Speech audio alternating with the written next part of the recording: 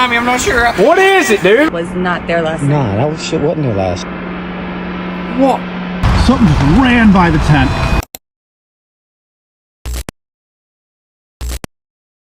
Take me back to old Yazoo. Everything up here is new. I can't stand it, just must land it. The YouTube channel Ruben Mockery might not be known for paranormal content or survival stories, but one video from May 2010 unexpectedly captured what could be one of the most disturbing lakeside camping encounters ever documented. The video was filmed by a group of friends, Tom, Jeremy, Trevor, and Bradley. Alright, boys. This is Camping 2010 with Trevor and Jeremy and Tom. What's up? That I can't hardly see because it's really dark. I can't find the light on this thing, dude. Hello. It's just kind of... I see Trevor waving. Okay. Here, I'll get my phone. Let's see me get up and get the fire. Here, oh. That's there he is. Tom. We're gonna do some rope swing madness later, hopefully. Jeremy, I can't see you, buddy, but he's somewhere. There's his leg. He's somewhere in that vicinity. What would we do with the hot dogs? We need some hot dogs. I'm hungry. I could go for some marshmallows, dude. For some It's our campfire. Centinela candles. You can't focus on those. I'm still trying to figure out this camera, dude. It's brand new. I think it's just the lake. It probably is. Man, that smoke is killing my eyes. Yeah, it's pretty brutal. I swear, this is sleeping quarters. Our candles. Yeah, keep our bugs off of us. No tent because we're men. No tent. That's right, manly men. We sleep beneath the stars. Just us and stars. That's right. They initially thought that this was just a typical summer night of hot dogs, rope swings, and firelight, but it quickly descended into panic as something unexplainable appeared just beyond the shoreline. The group had no tent. They camped beneath the stars with candles to keep the bugs at bay, and laughed about being manly men under the full moon. The setup was relaxed, informal, and exactly what you'd expect from a group of close friends enjoying a weekend in nature. But as night took over and the firelight flickered across the trees, things started to feel off. At first it was just a vague sense. Someone thinking they saw a movement in the trees. A brief moment of silence that felt heavier than it should have. Then came the sighting. Multiple members of the group noticed something across the lake, something watching from the dark. At first it was written off. Probably a squirrel, they joked. But then the eyes appeared. Man. Is that a full moon? Guys, what is that? I think it is. I think full it's... moon night.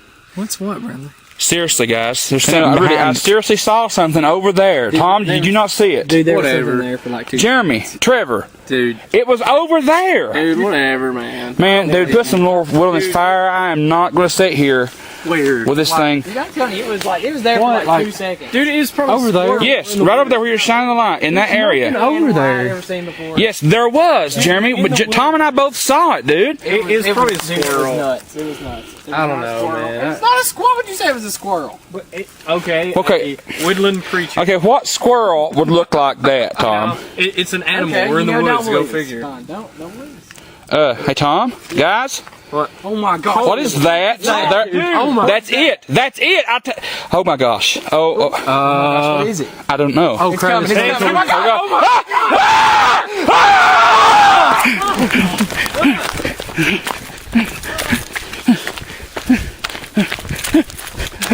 Get in, guys. Get in. Okay. Where's the keys? I don't know. Seen it. Where's Tom at? Where's Tom? Tom! Glowing, unmistakably red, and reflecting light in a way that no common animal should have. They weren't low to the ground like a fox or raccoon. They were high, and they didn't blink. They just stared, unmoving, from the edge of the tree line. The mood shifted instantly. Laughter turned to fear as the friends scrambled to make sense of what they were seeing. The camera became erratic. Light beams cut through the trees, and voices rose in panic. Then came the moment of full collapse. Whatever the thing was, it moved. Fast. One of the group, Tom, was separated from the others. In the chaos, he ended up alone on a cliff above the lake, cornered with no clear way down. Tom! Guys, I'm over here! Are you alright? Thank God, are you okay? Dude, I think I lost it. I don't know. I think it's right behind me. I'm not sure. What is it, dude? What is I don't it? know. I couldn't You need see to- what it was. Jump! Come on, get down here with us. You'll have to jump, I Tom. cannot jump. This is too high. Dude, if you don't jump, it's gonna get you. You have to jump. It's like, oh my gosh! Ah! Come on, Tom. Oh, swim, man. Swim, Tom, swim. Swim. Oh my gosh, did you see it? No. No, we've not seen it. Oh my gosh. Oh my gosh. Wait, what is... Dude. What is... Oh my gosh, dude, did you see that? There it is. Dude, you see it? Do you see it? No, hold on. Dude, if we get this on camera... There it is. That's it. Dude, why does it keep chasing us? I don't know. Oh my goodness. That is... Dude, Oh I my think it's about to gosh. jump in the water. Are you serious? Oh my gosh! What the heck? It's chasing the boat, Tom! Go! Oh my goodness. Go! Go! Go! As the others fled toward their boat, Tom was forced to jump from the cliff into the water below to escape whatever was pursuing him. The fear in his voice, the urgency in their movements, it was no longer a game. Something had them running, and it wasn't just paranoia. They managed to regroup at the boat, calling out for Tom and finally pulling him aboard. But the danger didn't end there. The red eyes returned, closer now. The entity followed them, even into the water. The friends scrambled to start the motor and get away, but the figure gave chase. For a few seconds, the glowing eyes could be seen tracking them from the water's edge.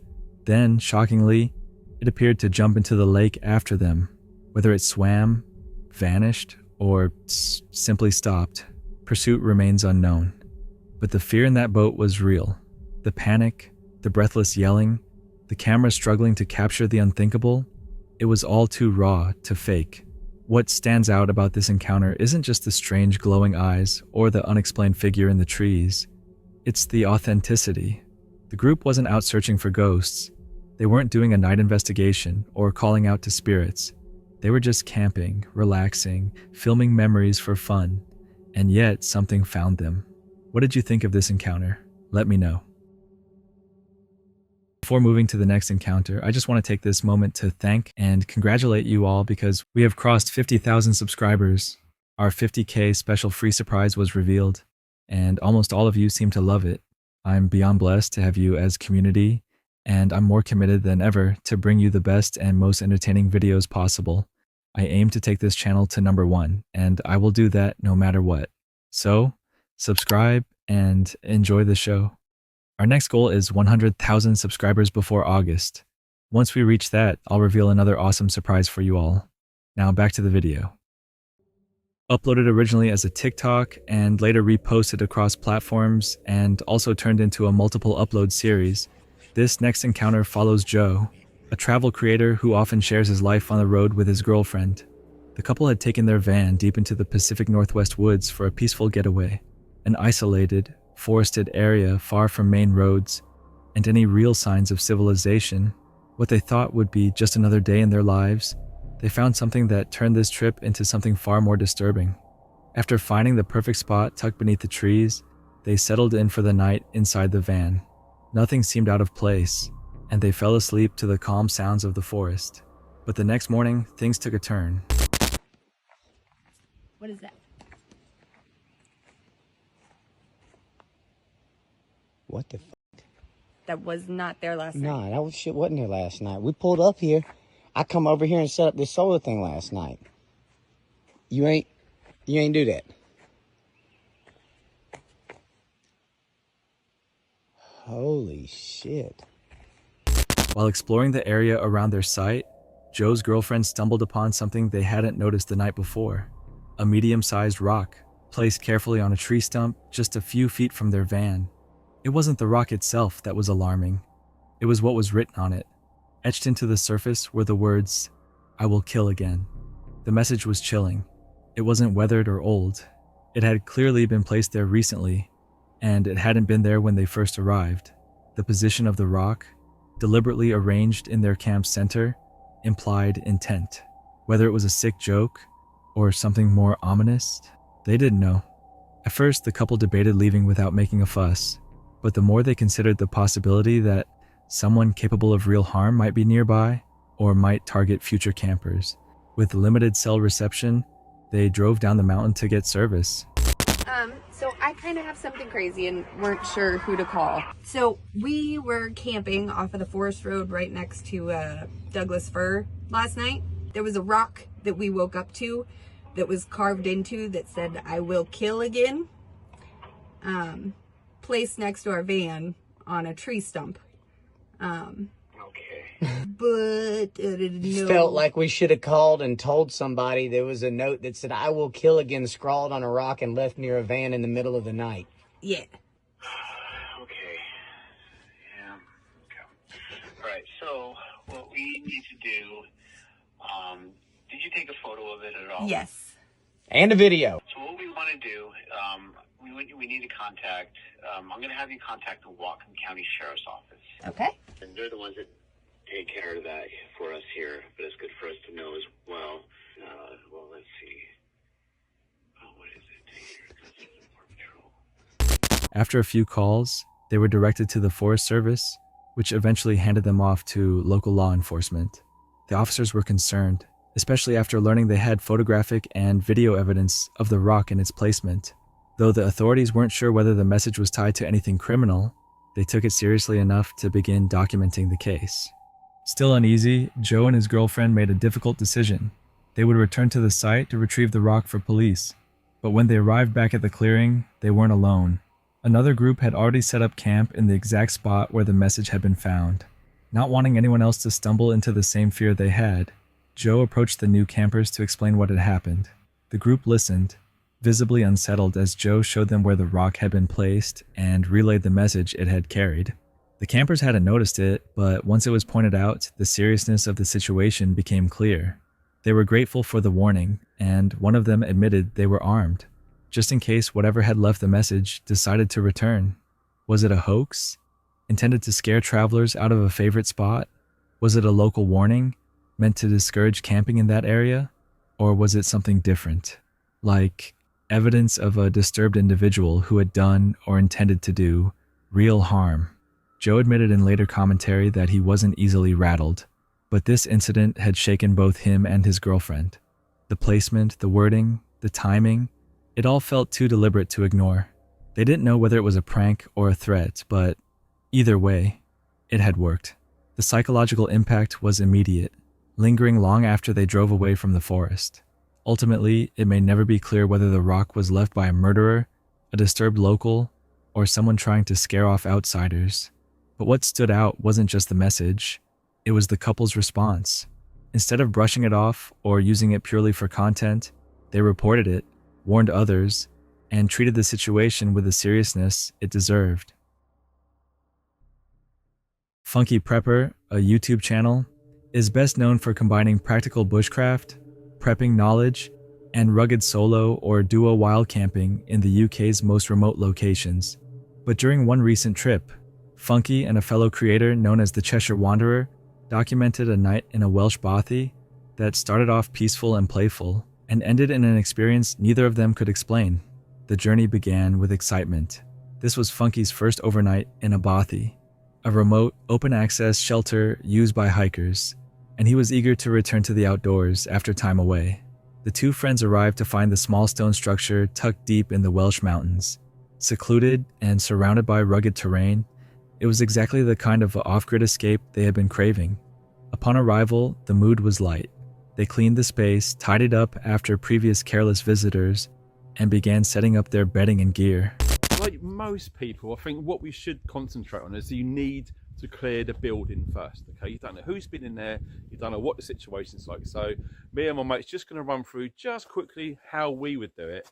So we're going to go inside the gaff now. It's going to be a little bit dark. I'm not joking, when we come in here, this place was an absolute mess. It was awful, and we've just spent 45 minutes, giving it a real good tidy up. It's quite handy if you was caught out in a pinch. You've got some food to keep you going, etc. And yeah, it is really nice that some people, you know, they've left these little battery LED lights. Oh my god, look at that, a spooky mask. What the hell? There's a little kitchen area, which we're not going to use. It's just, it could do with a real good clean and tidy, to be fair. And yeah, as always, you find a flat surface and you commandeer it. So Mike has brought a tuck shop with him. So how cool is that? And I've got a few bit of odds and sods on there. Like I said, you know, when you come to these places, it's common sense, it's customary to leave something to help others. Now, between us, we got some kindling, a couple of boxes of firelight as a candle. The old trick with the matches, if you don't know what I'm talking about, do some research, because it will save a life one day.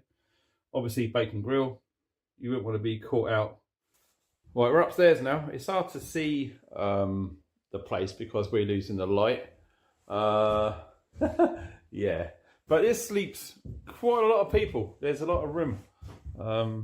So that's me there with the southern floating mat I've got. There was already this one here, the bottom was a big double bed, so that's extra, which is a bonus. And I've decided to put my little spot right above the fire, so it's going to be warmer up here in the evening, because we are expected to have temperature drops to like -6, so it's going to be very cold. So hopefully we should be fine. Indoors, not too bad. It's hard to film. Keep forgetting, I haven't done this for so long, you know. Need a torch to brighten it up. It's so beautiful. Do you know, I can't believe the weather. They said it was going to be clouding over and raining, but we've been really, really blessed with just how nice it is.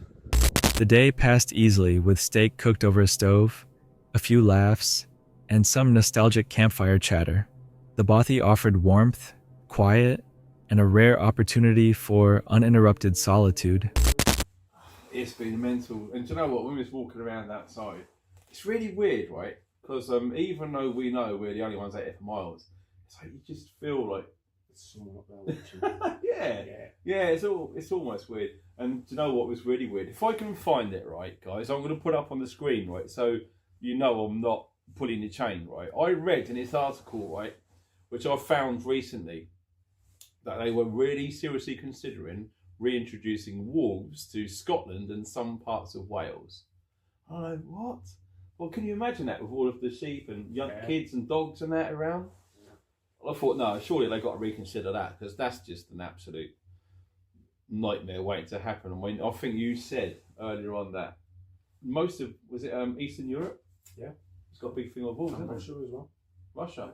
Italy. Yeah. France. Over here we got Germany. nothing like that, have we? None. Crazy. Yeah, it does make you think, you know, one day, you know, because we both love wild camping, and the idea of going out somewhere in the UK knowing that there's wolves about somewhere, It's a whole new level, isn't it? Yeah. You're not the top of the food chain, really, then. you're in Especially your when there's 8 of them. Yeah, because they're going packs. They're not going to be on their Todd. Yeah. And, you know, you're going to be, you know... And they surround you, don't they? Yeah, they do. You don't mess about. Yeah, because you read all the stories and stuff, and yeah, just imagine yourself being in a little tiny tent, and then you say, what? Yeah, it's different. We don't get that at the moment because we got the relative safety. What do we have for protection? Nothing. They even joked about the eerie reputation of the place, referencing online rumors that it might be haunted. But as the sun went down and the fire crackled lower, strange things started happening. Yeah. What's that? Are you hearing that? Was it the sheep? I thought I heard something on the window, actually. There is a lot of sheep outside, but they're not that tall, are they? Yeah. Oh, I don't know. Anyway, yeah, we should glass. Yeah, man. So yeah, this whiskey, oh man, it's really good. So it's weird because it's one of the times that I didn't bring any beer.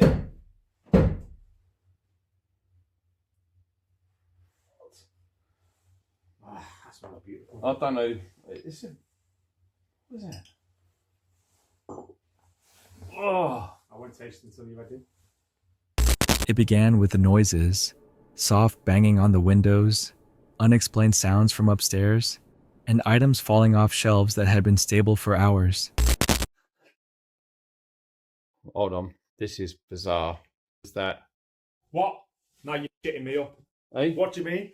There's something out there. I'm going to go and have a look. No, I've No. keeping going, you know, mate, honestly.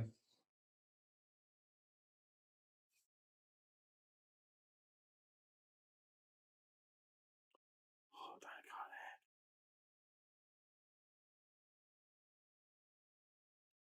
there. You really?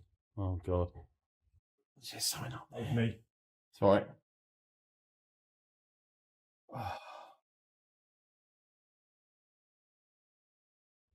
No, there's me torch. Right, let me get out there.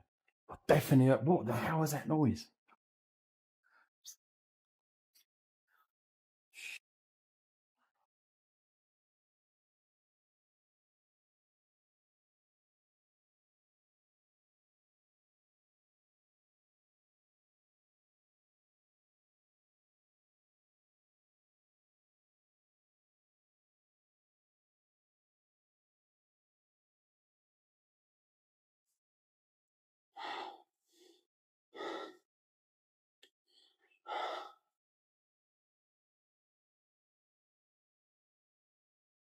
What?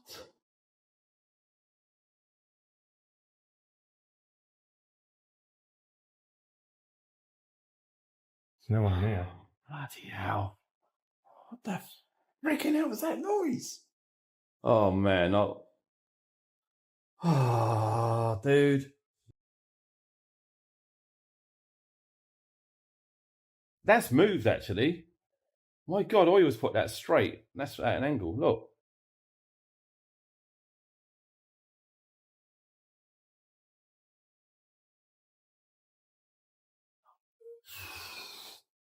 Bloody hell. What was that noise, though?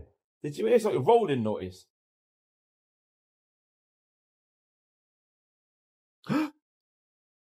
Dude. Door. Oh, it's cold. Jesus. Oh, my God. Did That you was... open that? No. I went upstairs.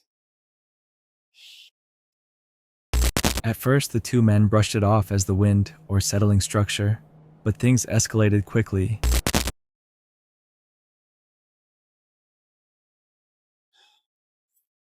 What the... Jesus. This place is doing my head in, man. What is...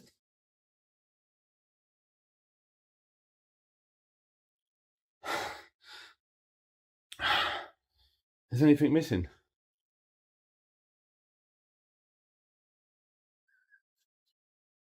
What is going on in here?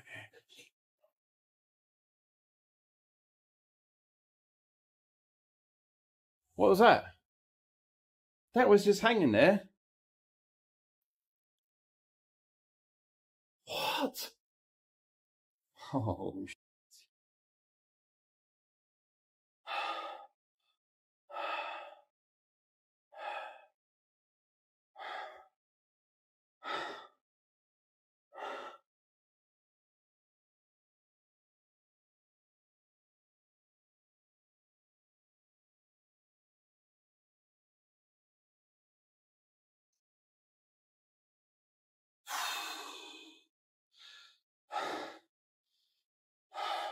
Dude, I don't want to stay here anymore. This just doesn't make sense.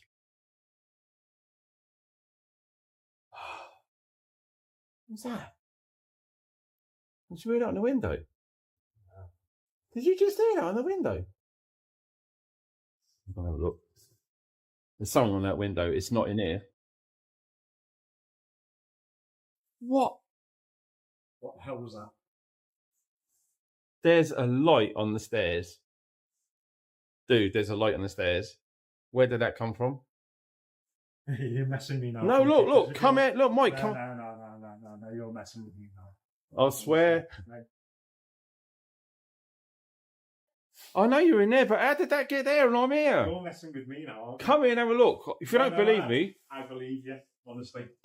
Objects began shifting in front of them, A metal cup, a lantern, and even small furniture pieces appeared to move on their own. Despite trying to maintain composure, they were visibly shaken. One of the most chilling moments came when they noticed a strange light glowing on the staircase, appearing without any clear source. As they investigated, another banging sound startled them, followed by the sudden shifting of a camping pot and other gear. At one point, both men were convinced they saw movement in the window, though no one else was supposed to be within miles of their location. The mood inside the body turned from playful to unnerved. They questioned whether they were playing tricks on each other, or if something else might be responsible. As much as they tried to rationalize it, the consistency and timing of the disturbances became harder to ignore. Eventually, they sat down to review the footage they had captured. On playback, the camera revealed the items moving subtly, light sources appearing unexpectedly, and audible noises that neither had noticed at the time. At one point, even the candles around them began flickering erratically in still air. The night had transformed into a full-blown paranormal mystery, caught entirely on tape. Despite the growing unease, they chose to remain. The fire was kept going, but sleep proved nearly impossible. The atmosphere had changed. The warmth of the shelter now felt oppressive, and the comforting solitude had shifted into something isolating. By morning, both men looked exhausted but curious. They made breakfast, cleaned up the site, and left the bothy better than they found it. Before departing, they discussed how the experience, while frightening, had brought something else to the surface. For Funky, it was a reminder of how much nature and solitude can stir something deeper, whether spiritual, psychological, or something far more mysterious. Haunted or not, the bothy had made its mark, and whatever happened that night, one thing was certain: they were no longer alone. Like always, I'll let you draw your own conclusion to this encounter in the comments as well. Uploaded on November 7th, 2023. This solo overnight adventure from the channel Small Plots delivers a uniquely unnerving stealth camping experience, one that captures both the beauty and discomfort of urban wilderness camping. The creator, Kevin, is known for his cozy yet rugged trips into the fringe zones between nature and infrastructure. This rainy night behind an abandoned airport hotel began as a peaceful campout, but became a subtle brush with something far stranger. Kevin's plan was to stealth camp in a forested area just beyond the decaying walls of a long-closed hotel in upstate New York. The location was surrounded by light industrial zoning, broken concrete, and forgotten roads. Few would ever think to set up camp here, but that was part of the appeal. A space carved out on the edge of the city, where nature had reclaimed just enough ground to provide temporary solitude. He arrived just before sunset, rushing to find the same spot he had camped at a year earlier. Rain was forecast, so time was limited. Navigating down a slope through fallen leaves and thick brush, he finally reached the perfect small clearing, mostly shielded from view by trees and terrain. Okay, in the forest. Oh boy, that's great. There's I want to try and get down there. There's like fallen trees in my way. I might have to go around a different way. It just looks really flat down there. It's hard to see on camera. I know cameras don't show depth or distance very well, but it's wonderful down there. Ooh, let's just keep walking around, making a spectacle of myself to whoever may be looking.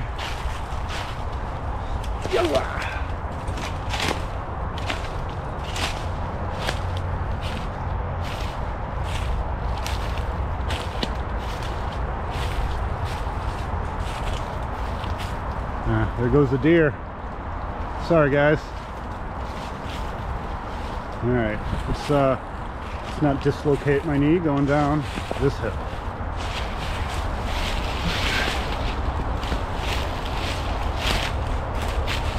Grab this. It's like a little mini stick to help me get down. Worked out nicely. Okay.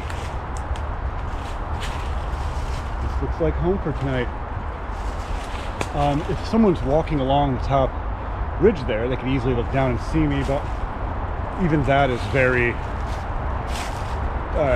hidden from any kind of like through area. There's like a little road up there. It's not really a road per se. It's when this area was something different, probably before they built the airport and the expressway and the industrial and light commercial. There was other stuff here. And that's just like a random road in the middle of the forest. That is just, doesn't have a name, doesn't lead anywhere. It's just an old road. He pitched a cheap tent and threw up a tarp to stay dry. Though light was fading fast, his spirits were high. This was supposed to be a cozy, quiet evening, accompanied by light rain and the distant hum of traffic. But shortly after darkness fell, things started to feel off. With the tent barely illuminated and the rain coming down in steady waves, Kevin settled in with a drink and attempted to relax. Then, without warning, something ran directly past his tent. It's gotta be a rain alarm for the airport right over there. I've heard that before when I've been camping in the vicinity while it was raining. And they're like, oh God!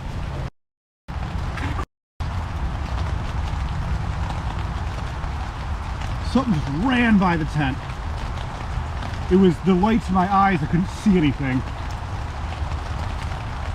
Had to have been a deer. Whew!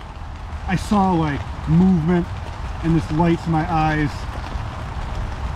It must have come like right down a hill here and ran across. Oh man. Oh man.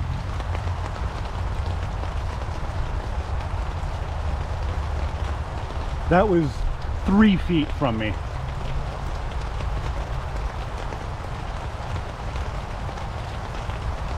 I don't see any eyes looking back.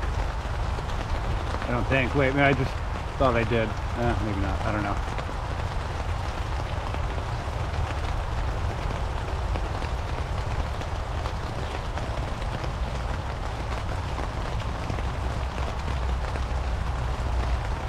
I don't even remember what I was talking about.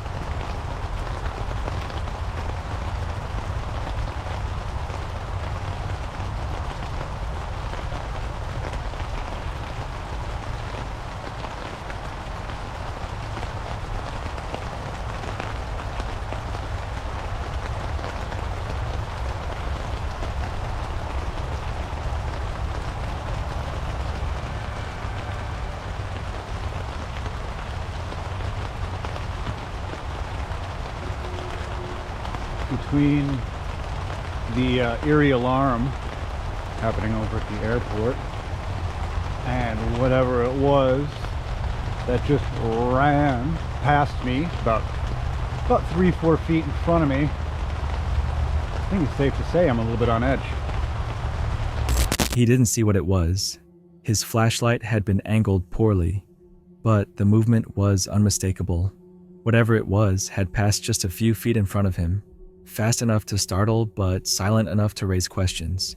No crashing through underbrush, no clear footsteps, just motion. For a moment, it was easy to imagine it had been a deer or a fox, but Kevin noted the lack of warning sounds, an animal that large should have made more noise before and after. As the wind picked up and the darkness deepened, every sound seemed to grow sharper, more deliberate. Later, he ventured in the direction the figure had run.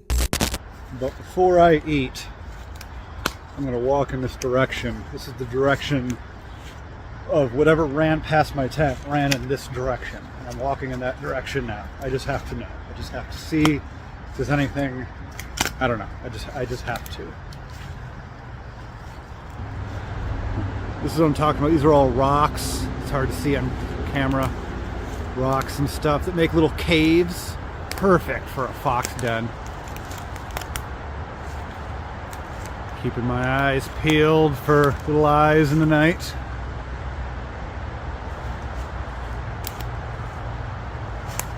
This is also where, when I came down here, there was just some deer kind of standing. I was over here.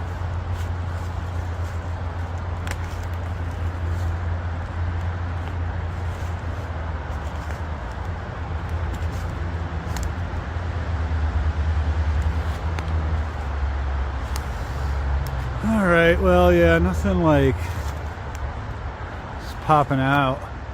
I just had to come over here. I just had to do it. All right. Back to camp. Ooh, look how cozy that looks. Let's go back there.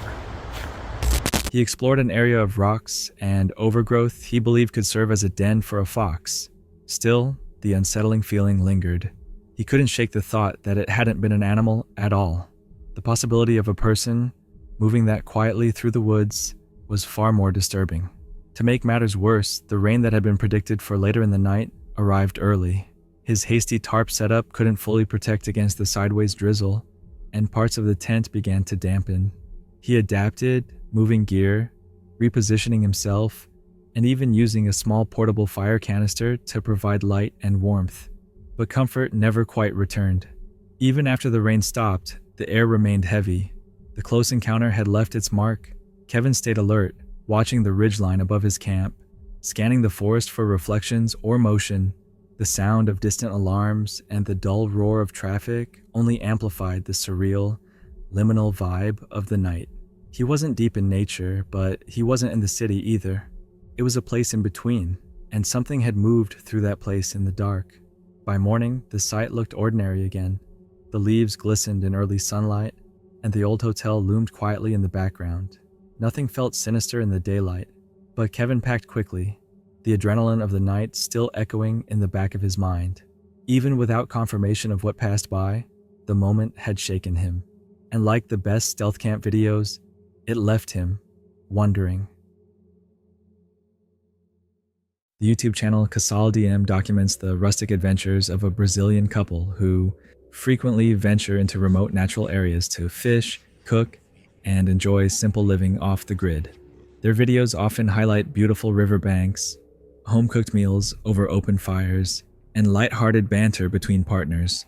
But on a recent trip to Rio das Almas in the state of Goiás, their usual rhythm was disrupted by a close brush with one of the most feared creatures in the Brazilian wilderness. The couple had set up camp early, preparing for a quiet evening after a long day of fishing.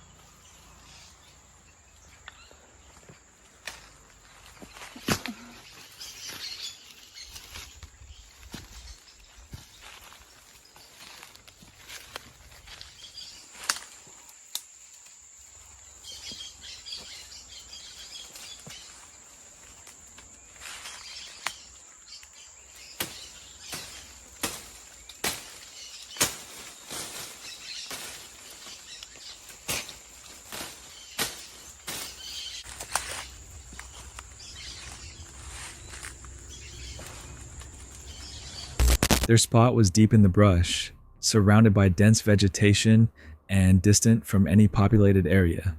With a small dog by their side and a campfire burning for warmth and safety, they began cooking their evening meal, a traditional mix of rice, beans, and salted meat. The setup was humble but effective, and despite the growing darkness, the mood remained relaxed. However, local stories about jaguar sightings in the area had already placed them slightly on edge. The campsite was deep in known wildlife territory, and while they had been here before, something about the night felt different. Their dog, normally calm, began acting strangely, barking and pacing as if sensing something nearby.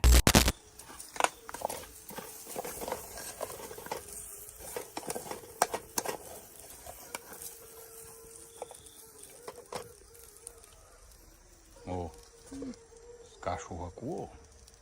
Fala latindo. Será que é o quê?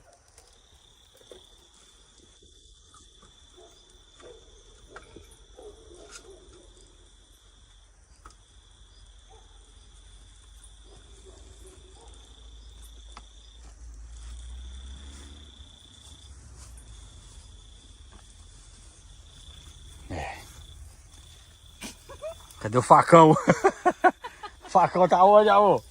Aqui o facão. Aqui, ó. O brutão tá aí, gente, ó. Vocês não piscam não, né, amor? Não pisca não, tem que ser o facão, porque aqui perto não tem ninguém não. A facona tá aqui, ó. At first, they chalked it up to distant animal noises or the occasional rustle of capybaras in the underbrush. But the tension didn't fade. As the night settled in, they stayed close to the fire, eating dinner and talking about the day's events. That's when the dog barked again.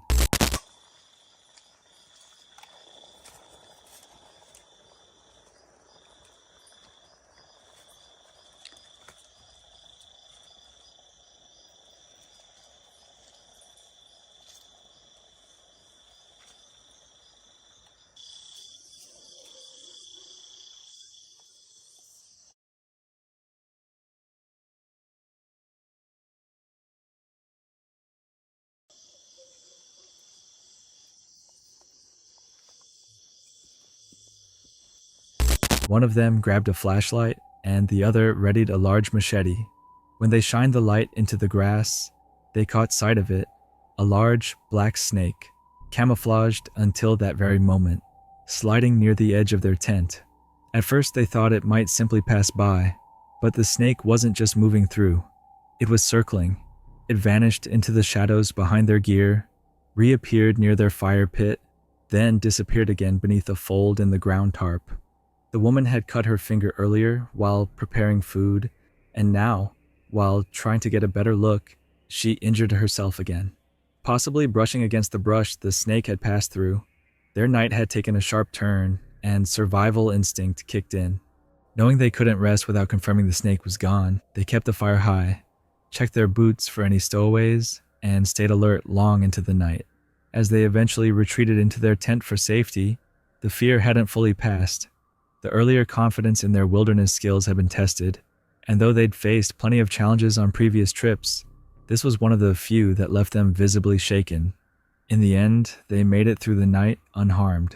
But it only takes a single unexpected visitor to turn a peaceful camp into a night they'll never forget.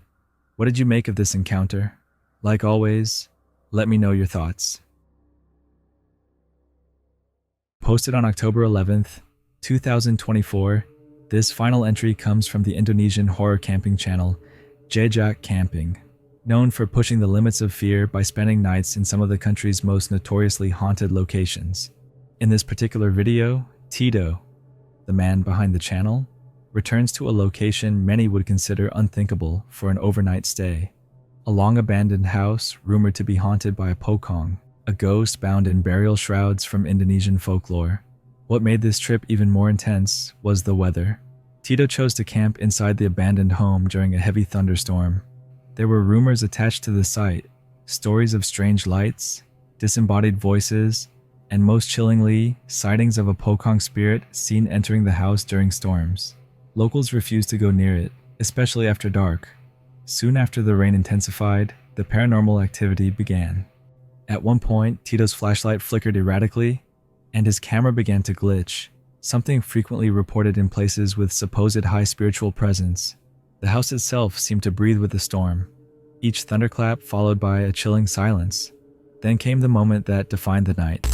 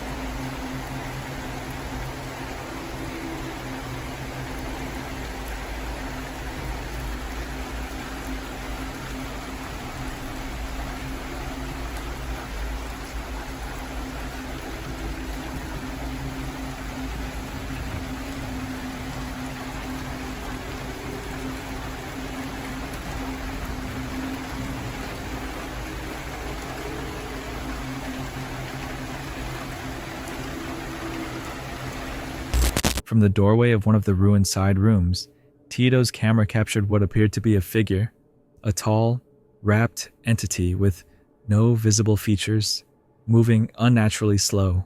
It didn't run. It didn't flinch. It simply appeared, then disappeared. Exactly in line with how pocong spirits are described in Indonesian folklore. Tito panicked, but he didn't flee. He remained in the house, documenting every second, determined to complete the session.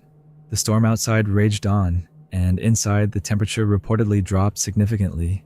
Despite the tropical climate, by dawn the storm began to fade, and with it the activity seemed to subside. Tito left the house visibly shaken but unharmed. When reviewing the footage, he confirmed the figure had indeed been caught on camera. The clip quickly spread among his viewers, many of whom believe this to be one of the most legitimate captures of a pocong in recent memory.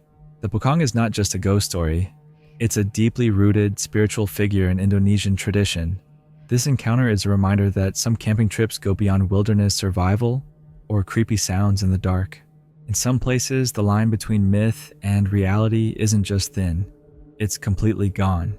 With this final encounter comes the end of another episode. If you haven't already, let me remind you again to like and subscribe. Also, leave a comment about what you liked and didn't like about this video. We always look to improve our video quality so you get the best videos possible. In about 3 seconds, there will be more disturbing videos on screen for you to watch. And with that, I'm out.